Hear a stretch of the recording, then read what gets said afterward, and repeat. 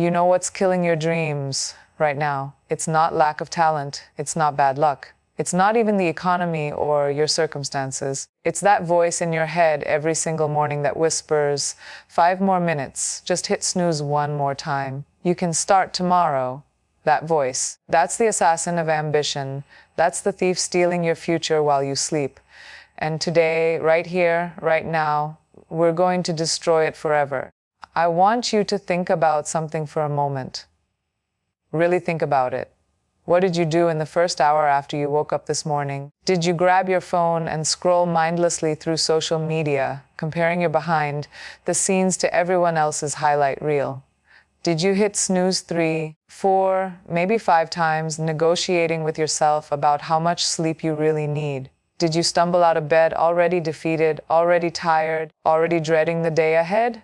Because if you did, I want you to know something crucial. You're not alone. But more importantly, you're about to change. See, I've learned something profound in my journey from a small city in India to Hollywood, from obscurity to opportunity, from dreaming to doing. The battle for your entire day, for your entire life, is won or lost in the first hour after you open your eyes.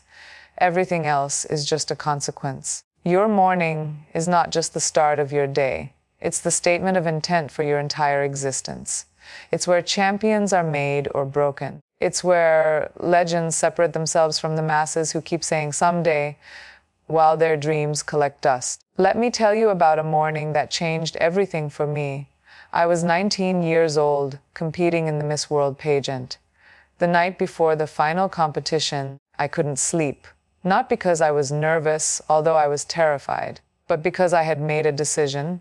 I had decided that no matter what happened, I was going to wake up at 4:30 in the morning, go through my entire routine, prepare myself mentally and physically, and show up as the absolute best version of myself. My roommate thought I was insane. Priyanka, she said, you need rest. Sleep in. You'll be exhausted. But I knew something she didn't understand yet. The competition wasn't going to be won on that stage. It was going to be won in those quiet hours before dawn, when everyone else was still sleeping, when I was building the mental fortress that would carry me through. When my alarm went off at 4:30, my body screamed at me to stay in bed. My mind threw every excuse at me. You're tired. You deserve rest. What difference will a few hours make? But I got up anyway. I did my meditation. I did my affirmations. I visualized myself winning. I prepared my body and my mind like a warrior preparing for battle. And you know what happened? I didn't just show up that day. I owned that day. I became Miss World not because I was the most talented or the most beautiful, but because I had won the morning. I had conquered myself when it was hardest, when no one was watching, when I could have easily justified staying in bed. That's the secret nobody tells you. Success isn't about the big moments. It's about what you do when no one is watching. It's about those small decisions you make in the darkness before dawn. It's about whether you choose comfort or growth, ease or excellence, sleep or supremacy over your own limitations. Now, I know what some of you are thinking. That's easy for you to say. You're Priyanka Chopra. You're successful. You have resources. You have help. You have motivation. But let me take you back further. Let me tell you about the girl who grew up moving from city to city because her parents were in the army. The girl who was bullied so badly in an American high school that she had to return to India. The girl who was told she'd never make it in Bollywood because she didn't fit the conventional standards. The girl who was rejected, criticized, doubted, and dismissed more times than she can count. That girl didn't have advantages. That girl had a choice, the same choice you have right now, to let circumstances define her or to let her morning rituals refine her. You see, laziness isn't about being physically inactive. Laziness is about being mentally uncommitted. It's about lying to yourself that tomorrow will be different when you keep making the same choices today. It's about knowing what you should do, but choosing what's comfortable instead. And the most dangerous place where laziness lives is in your morning routine, or lack thereof. Because if you can't win your morning, you won't win your day. If you can't win your day, you won't win your week. If you can't win your week, you won't win your life. Let me share something that might surprise you. There was a period in my career when I was doing 3 films simultaneously, building a production company, working on my music, and trying to break into Hollywood. I was sleeping 4 to 5 hours a night. I was exhausted, burned out. People are running on fumes. People around me kept saying, "Slow down. You're gonna collapse. You need rest." And they were right. But the solution wasn't to sleep more in the morning. The solution was to make my mornings more intentional, more powerful, more focused. I started waking up even earlier, not to work more, but to center myself more. I started waking up at 5 a.m., and the first hour of my day became sacred, not for emails, not for calls, not for other people's agendas, but for me, for my mind, for my body, for my spirit. And something magical happened. When I gave myself that hour, when I invested in my morning ritual, I actually became more productive with less time. I became more focused, more energized, more creative, because I wasn't just waking up and reacting to life. I was waking up and creating my life. There's a massive difference. Most people wake up in reaction mode. The alarm goes off and immediately they're behind. They're rushing. They're stressed. They're already defeated before they've even started. But when you wake up with intention, when you have a morning ritual that grounds you, you're not reacting. You're creating. You're setting the tone. You're declaring to the universe, "This is my day, and I'm going to make it count." So let's talk about what this actually looks like. Let's talk about the specific morning rituals that will destroy laziness and transform your life. Because I'm not here to just motivate you for the next 20 minutes. I'm here to give you a blueprint that you can implement tomorrow morning. A system that will rewire your brain, rebuild your habits, and revolutionize your results. The first ritual is the most obvious and the most difficult. You have to wake up early. Not just earlier than you do now, but early enough that you have time for yourself before the world makes demands on you. For me, that's 5 a.m. For you, it might be 4:30 or 5:30 or 6 a.m. The specific time matters less than the principle. You need to wake up early enough that you have at least 1 hour that belongs entirely to you.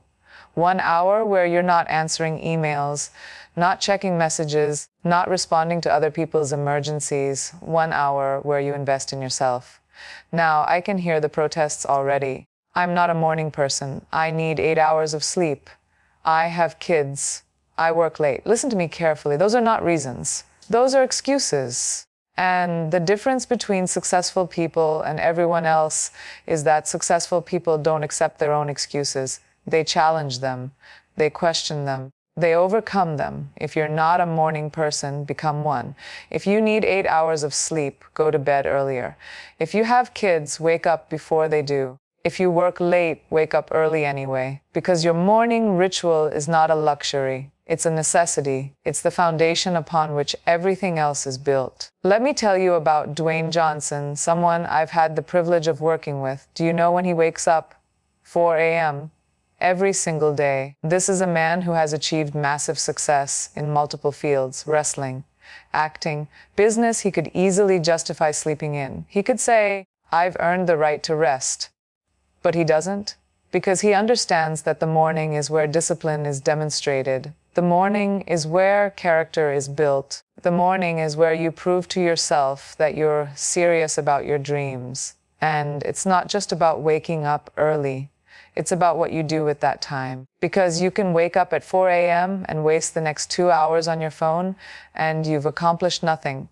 The magic isn't in waking up early. The magic is in having a ritual, a sequence of actions that prime your mind and body for excellence. The second ritual is movement. You have to move your body. I don't care if it's yoga, running, weightlifting, dancing, or just stretching. You have to move. Your body has been stationary for 6 to 8 hours. Your energy is low. Your blood flow is slow. Your mind is foggy. Movement changes all of that. Movement releases endorphins. Movement increases oxygen flow to your brain. Movement tells your body, we're awake now, we're alive now, we're ready now.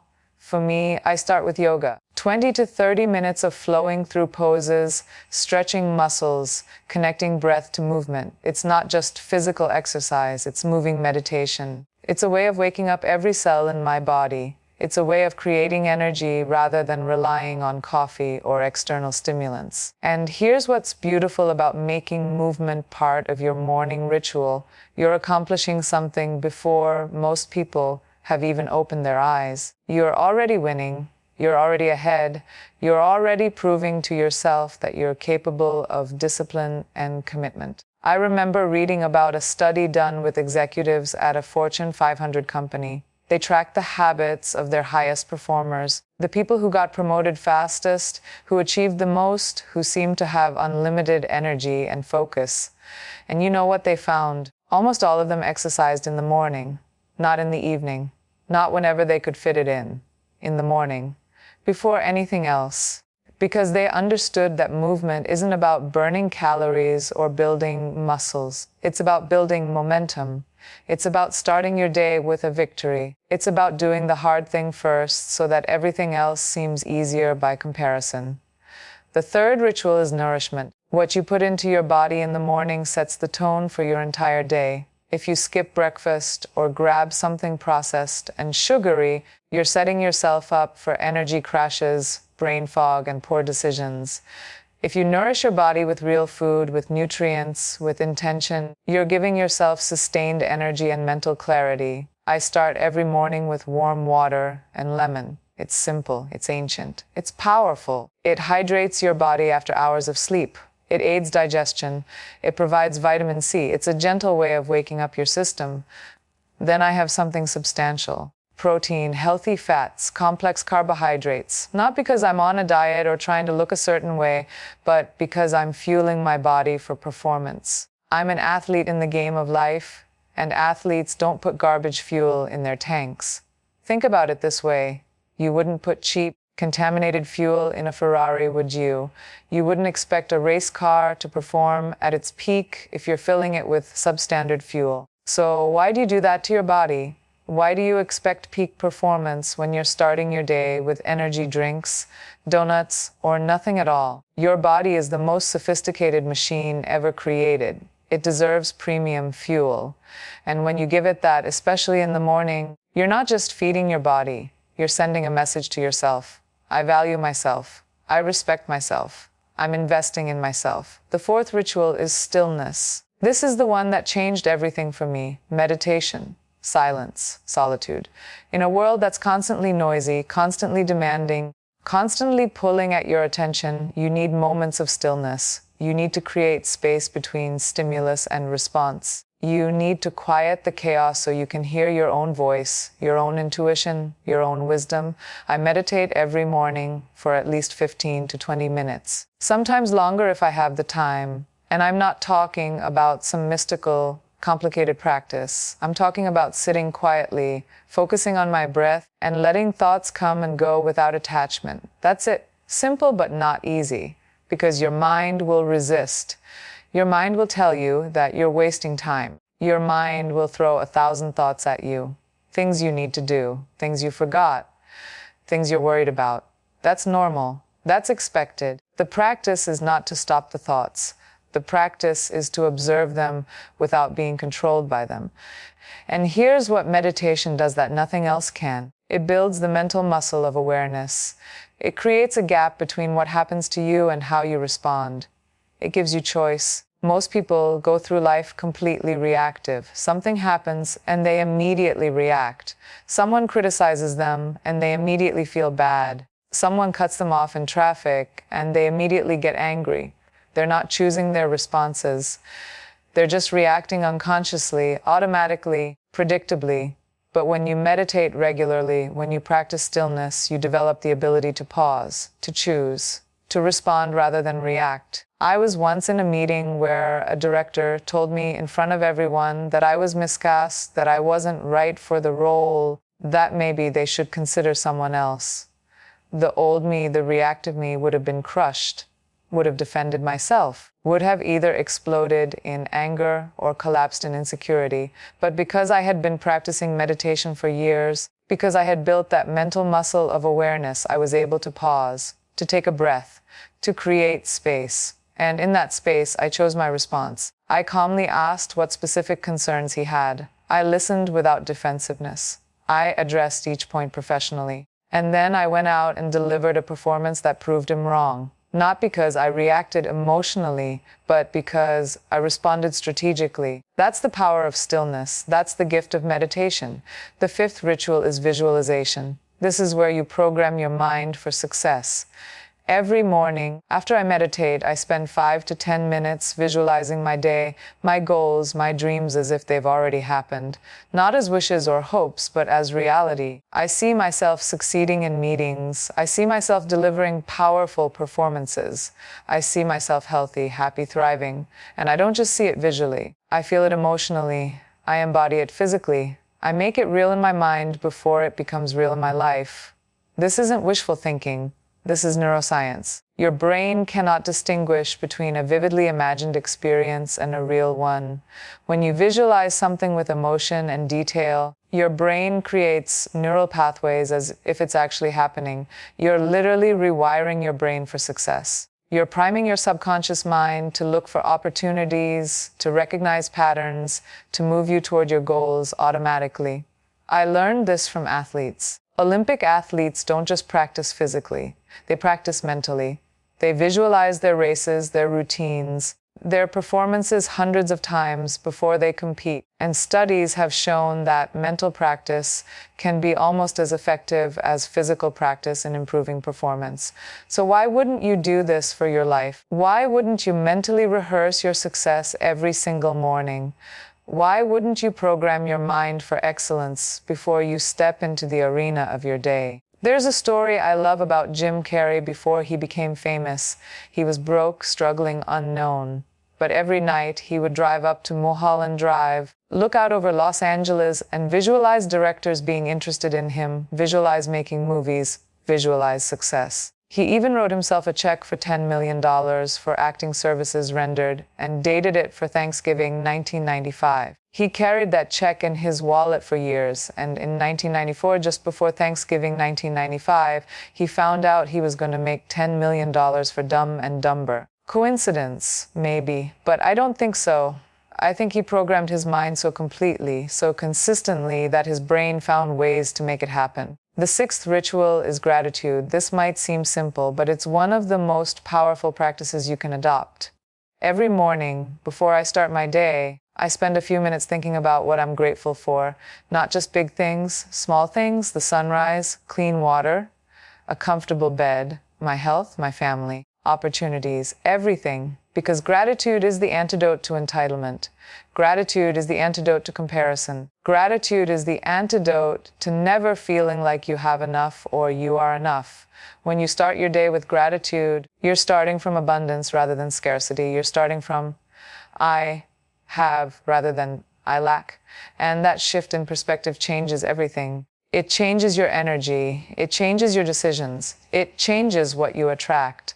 I've noticed that on days when I really connect with gratitude in the morning, opportunities seem to appear, conversations flow better, problems solve themselves more easily. Not because anything external has changed, but because my internal state has changed. I'm operating from abundance, so I create abundance. There's science behind this too. Gratitude practices have been shown to increase dopamine and serotonin, the neurotransmitters responsible for happiness. They've been shown to improve sleep, reduce stress, enhance relationships, and even boost immune function. Literally, taking 2 minutes every morning to think about what you're grateful for can make you healthier, happier, and more successful. Why wouldn't you do that? What else gives you that kind of return on investment? The seventh ritual is planning. This is where you take control of your day rather than letting your day control you. After I've done my physical movement, my meditation, my visualization, my gratitude, I spend 10 to 15 minutes planning my day. Not just a to-do list. Strategic planning. What are the 3 most important things I need to accomplish today? Not the most urgent. Not the easiest. The most important. The things that will actually move my life forward. The things that align with my bigger goals and values. Most people wake up and immediately start reacting. They check their email and spend their day responding to other people's priorities. They check social media and spend their day comparing themselves to others. They let the urgent crowd out the important. And then they wonder why they're busy all the time, but never seem to make real progress. Planning your day in the morning changes this. It puts you in the driver's seat. It ensures that even if chaos ensues, even if unexpected things happen, you've at least made progress on what truly matters. I remember a period when I was shooting Quantico in Montreal, doing a Bollywood film in Mumbai, and preparing for Baywatch in Miami all simultaneously. I was flying between continents every few days. It was absolute madness. The only way I survived was by planning every single morning. What are the 3 non-negotiables today? What can be delegated? What can wait? What needs my personal attention? Without that morning planning ritual, I would have drowned. But with it, I not only survived, I thrived. I accomplished things that people told me were impossible, not because I have more hours in the day than anyone else, but because I'm more intentional with the hours I have. Now, let me address something important. Some of you are hearing all of this and thinking, this sounds great, but that's like 2 hours every morning. I don't have 2 hours. I barely have 20 minutes. And I get it. I understand. Life is demanding. Time is limited. But here's what I want you to understand. You don't have time not to do this. You think you're saving time by skipping your morning ritual, but you're actually wasting time all day long. You're wasting time being unfocused. You're wasting time being reactive. You're wasting time recovering from poor decisions made from a place of stress and scarcity. When you invest time in your morning ritual, you're not spending time. You're multiplying time. You're creating leverage. 1 hour of intentional morning ritual gives you back 3 or 4 hours of productivity and focus throughout the day. It's the highest return on investment you'll ever get. And if you truly don't have an hour, start with 30 minutes. Start with 20. Start with 10. But start, because even 10 minutes of intentional morning practice is infinitely better than 0 minutes. Even 10 minutes of movement, stillness, and intention will transform your day. Let me tell you about a period when I had to learn this lesson the hard way. Early in my career, when I was doing back-to-back films, I thought sleep was a luxury I couldn't afford. I thought self-care was selfish. I thought the morning was just time to rush and get to set as quickly as possible. And you know what happened? I got sick. I got injured. My immune system crashed. I developed anxiety. My creativity suffered. My performances suffered. I was working more, but producing less. I was busy, but not effective. It took hitting that wall, literally collapsing on set one day, for me to realize that I had it backwards. The morning ritual wasn't a luxury I couldn't afford. It was a necessity I couldn't afford to ignore. So I made a commitment. No matter how little sleep I got, no matter how demanding the day ahead, I would protect my morning ritual like my life depended on it, because it did. And everything changed. My energy increased. My creativity exploded. My resilience strengthened. My performance improved. I was working smarter, not just harder. I was showing up as the best version of myself rather than a depleted, exhausted version struggling to keep up. Here's another crucial element of destroying laziness through morning rituals. You have to eliminate decision fatigue. Every decision you make drains mental energy. And if you wake up and have to make a bunch of decisions immediately, you're depleting your mental resources before you've even started your day. That's why having a ritual is so powerful. You're not deciding what to do every morning. You're following a system. You're running a program. You're executing a routine that's already designed. Barack Obama wore the same color suits every day. Mark Zuckerberg wears the same gray t-shirt. Steve Jobs had his black turtleneck. Not because they can't afford variety, but because they understand decision fatigue. They're eliminating unnecessary decisions so they can preserve their mental energy for decisions that actually matter. Your morning ritual should work the same way. You shouldn't wake up and wonder what you should do. You should know exactly what you're doing because you've designed a ritual that works for you. Now, let's talk about the most important part of all of this, consistency. Because none of this works if you do it once or twice or even for a week. The power of morning rituals comes from repetition. It comes from doing them even when you don't feel like it. Especially when you don't feel like it. Because motivation is fleeting. Motivation is an emotion that comes and goes. But discipline is a decision. Discipline is a commitment. Discipline is doing what needs to be done regardless of how you feel. I've had mornings where I absolutely did not want to get up. Mornings where I was exhausted, where I was traveling, where I'd had 3 hours of sleep. Mornings where every fiber of my being wanted to stay in bed. And I got up anyway. Not because I'm superhuman, not because it was easy, but because I had made a commitment to myself. And the integrity you have with yourself, the promises you keep to yourself when no one is watching, that's what determines your destiny. There's a beautiful quote by William James, the father of American psychology. He said, "All our life, so far as it is definite form, is but a mass of habits." Think about that. Your life is essentially a collection of habits. Your morning habits determine your morning. Your morning determines your day. Your days determine your weeks. Your weeks determine your months. Your months determine your years. Your years determine your life. So, if you want to change your life, you have to change your habits. And if you want to change your habits, you have to start with your morning. Let me share something personal. There have been times in my life when I've fallen off my morning ritual. Times when I've let circumstances or excuses win. Times when I've hit snooze more than I got up. And every single time I can see the correlation in my results. When I'm consistent with my morning ritual, my life expands. Opportunities appear, projects succeed. Relationships flourish. I feel aligned, energized, purposeful. But when I let it slide, when I make excuses, when I prioritize comfort over commitment, everything contracts. I feel scattered, reactive, unfocused. Less like I'm creating my life and more like life is happening to me. So here's what I want you to do. I want you to make a decision right now, not tomorrow, not next week, right now, that you're going to implement a morning ritual. I want you to design it based on what I've shared, adapted to your life, your schedule, your needs. Maybe it's waking up an hour earlier than you do now. Maybe it's 30 minutes, but it's earlier and it's intentional. And it includes movement, stillness, nourishment, visualization, gratitude, and planning. Maybe you spend 5 minutes on each. Maybe you spend 10. But you do all of them. Every single morning, no exceptions, no excuses, no negotiations. And here's what's going to happen. The first few days are going to be hard. Your body is going to resist. Your mind is going to throw every excuse at you. You're going to want to quit. You're going to convince yourself it's not working. That's normal. That's expected. That's your old patterns fighting for survival. But if you push through, if you commit for 30 days, something magical happens. It stops being hard. It starts being automatic.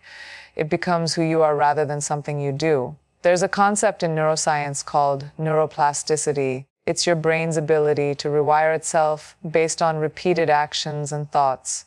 When you do something consistently for about 30 days, your brain creates new neural pathways. Those pathways make the behavior easier, more automatic, more natural. You're literally rewiring your brain for success. You're installing new programming. And once that programming is installed, once that ritual becomes automatic, it doesn't require willpower anymore. It just is. It's who you are. I want to talk about the enemy of all of this, the real enemy. It's not laziness. Laziness is just a symptom. The real enemy is comfort. It's the desire to stay comfortable, to stay safe, to avoid discomfort. Because everything worth having is on the other side of discomfort. Every dream you have, every goal you want to achieve, every version of yourself you want to become requires you to leave comfort behind. And the morning is where you practice this. The morning is where you train yourself to choose growth over comfort, discipline over ease, long-term fulfillment over short-term pleasure. Every time your alarm goes off and you choose to get up instead of hitting snooze, you're training your brain that you're someone who keeps commitments to yourself. You're building self-trust, and self-trust is the foundation of confidence. You can't be confident if you don't trust yourself. And you can't trust yourself if you keep breaking promises to yourself. So every morning is an opportunity to either build or erode self-trust. Every morning is a referendum on who you are and who you're becoming. Let me tell you about a conversation I had with my mother. She's a doctor, incredibly disciplined, incredibly accomplished. I asked her once, How did you do it? How did you manage a medical career, raise 2 kids, support dad's military career, and still show up as this calm, centered, powerful presence? And she said something I'll never forget. She said, "Beta, I won my mornings. Every single morning before anyone else was awake, I had already meditated, exercised, and prepared myself mentally for the day. Everything after that was just execution." That's the secret. Win your mornings, win your life. It's that simple. It's that profound.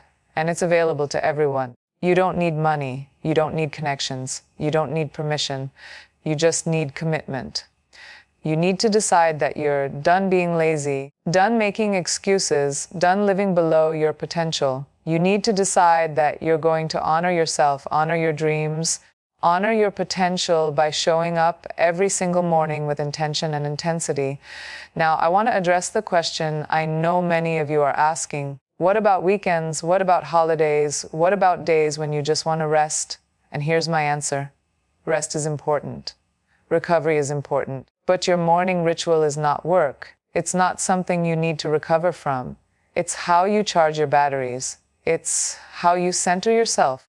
It's how you connect with your deepest self. So yes, you might adjust it on weekends. Maybe you wake up at 6 instead of 5. Maybe you spend more time in meditation and lesson planning.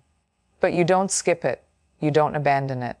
Because the moment you start making exceptions, you're back to negotiating with yourself. You're back to excuses. You're back to inconsistency. Think of your morning ritual like brushing your teeth. You don't skip brushing your teeth on weekends. You don't skip it on holidays. You don't skip it because you're tired or you don't feel like it. You do it every single day because you understand the consequence of not doing it. Your morning ritual should be the same. It's non-negotiable. It's part of who you are. It's your foundation. I want to share with you one of the most powerful concepts I've learned. It's from a book called The Compound Effect by Darren Hardy. The compound effect is the principle that small, consistent actions, compounded over time, you create massive results. You don't need to make huge changes. You don't need to completely overhaul your life overnight. You just need to make small, positive choices consistently. And those choices, compounded over days and weeks and months and years, will transform your life completely. Your morning ritual is the compound effect in action. Waking up an hour earlier every day might not seem like much. But over a year, that's 365 extra hours. That's 15 full days. 15 extra days where you're investing in yourself, where you're building momentum, where you're becoming the person you need to be to achieve your dreams. Can you imagine what you could accomplish with 15 extra days focused entirely on your growth, your goals, your development? That's the power of the morning ritual. That's the magic of consistency. Let me tell you about something I witnessed firsthand. I have a friend, I won't name her, but she was in a really dark place. Depression, anxiety, financial struggles, relationship problems. Everything seemed to be falling apart. And I told her about morning rituals. She was skeptical. She was resistant. She said, "Priyanka, I can barely get out of bed. I can't do all of this." But I convinced her to try, just for 30 days, just to experiment, 1 hour every morning, following the ritual I've shared with you. The first week, she hated it. She called me complaining. "This is too hard. I'm too tired. It's not working." I told her to keep going. Second week, slight improvement. She wasn't complaining as much. By week 3, something shifted. She started noticing small changes. More energy, better decisions, improved mood. By the end of 30 days, she was a different person, not completely transformed, but noticeably different, more hopeful, more focused, more alive. And she kept going. 6 months later, she had a new job, had ended a toxic relationship, had lost weight, had saved money, had completely changed her trajectory. All because she committed to winning her mornings. That's what's possible. That's what's available, not overnight, not magically, but through consistency, through discipline, through honoring yourself every single morning. And if she could do it from that place of darkness and struggle, you can do it too. Wherever you are right now, whatever challenges you're facing, you can start tomorrow morning. You can begin the process of transforming your life. Now, let me talk about obstacles because they will come. There will be days when you're sick, days when you're traveling, days when unexpected things happen. And you have to have a plan for these situations. For me, when I'm traveling, I have a condensed version of my morning ritual. 20 minutes instead of an hour, but I do it always. When I'm sick, I modify it. Maybe I meditate longer and move less, but I still do it because the ritual is not about being perfect. It's about being consistent. It's about showing up even in imperfect circumstances. There's a concept in psychology called implementation intentions. It's basically the idea that you plan in advance for obstacles. You say, if X happens, then I will do Y. For example, if I'm traveling and don't have access to a gym, I will do bodyweight exercises in my hotel room. If I wake up sick, I will still meditate and do gentle stretching. If I have to wake up extra early for a flight, I will do a shortened version of my ritual.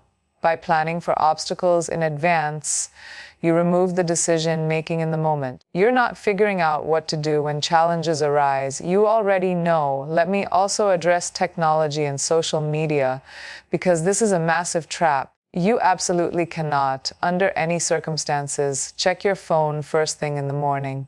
The moment you check your phone, you've lost. You've given away your mental space to other people's agendas, to news designed to trigger you, to social media designed to make you compare and despair. Your morning ritual should be device-free. No phone, no computer, no TV, no distractions, just you and your practice. I know this is hard. I know your phone is your alarm clock. I know you feel like you need to check messages, but get an actual alarm clock. Put your phone in another room. Make it inconvenient to check, because those first moments of consciousness are precious. They set the tone for everything. If you start your day scrolling through Instagram, comparing yourself to filtered images and highlight reels, you're starting from lack. You're starting from, I'm not enough. But if you start your day with movement, meditation, and gratitude, you're starting from abundance. You're starting from, I am enough and I'm becoming more. Here's something else that's important. Your morning ritual should evolve. What works for you now might need adjustment in 6 months or a year. As you grow, as your life changes, as you learn more about yourself, your ritual can adapt. The core principles stay the same. Wake early, move your body, center your mind, nourish yourself, visualize success, practice gratitude, plan your day. But the specifics can change. Maybe you switch from yoga to running. Maybe you add journaling. Maybe you shorten or lengthen different elements. The key is to keep the structure, but allow flexibility within it. I want to talk about accountability, because this can be a game changer. Tell someone about your commitment. Find a friend who wants to implement a morning ritual too. Check in with each other. Share your wins. Support each other through challenges. Accountability exponentially increases your chances of success. There's something powerful about knowing someone else is counting on you, someone else is checking in, someone else cares about your progress. When I first started really getting serious about my morning ritual, I told my team, don't schedule anything before 8 a.m. That time is sacred. It's non-negotiable. And I told my family, I told people I was close to. And you know what happened? They support